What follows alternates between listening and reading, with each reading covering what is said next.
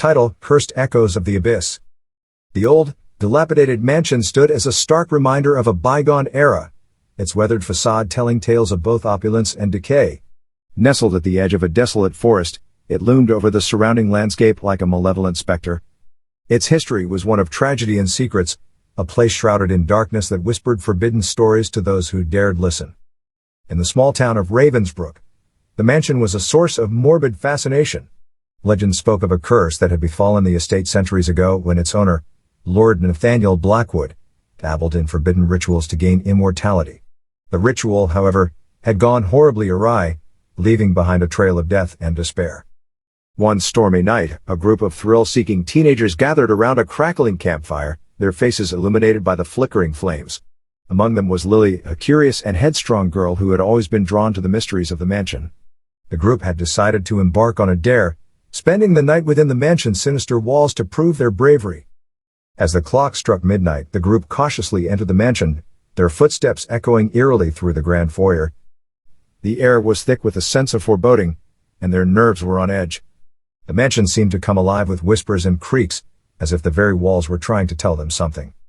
The group split up to explore different parts of the mansion. Lily found herself in a dimly lit study, where a dusty bookshelf lined the walls. Her fingers traced the spines of the old tomes, each one seemingly more ominous than the last.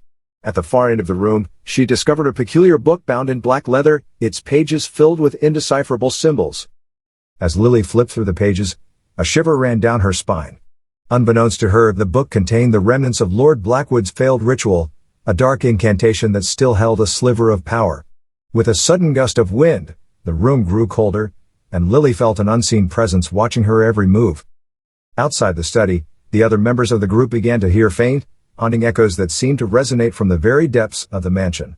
Whispers of pain and anguish filled the air, growing louder and more unsettling with each passing moment. Fear clutched their hearts, but they were drawn towards the source of the unsettling sounds like moths to a flame. As the group converged in the study, their faces pale and eyes wide with terror, Lily closed the cursed book. But it was too late. The ancient incantation had been reawakened, its malevolent energy seeping into the very fabric of the mansion. Shadows danced on the walls, taking on grotesque forms that twisted and contorted in a macabre dance. Suddenly, the ground beneath them trembled, and the mansion itself seemed to come alive. Walls shifted, corridors elongated, and rooms transformed into nightmarish labyrinths. The group was trapped in a nightmarish maze, pursued by phantom figures that emanated from the darkness.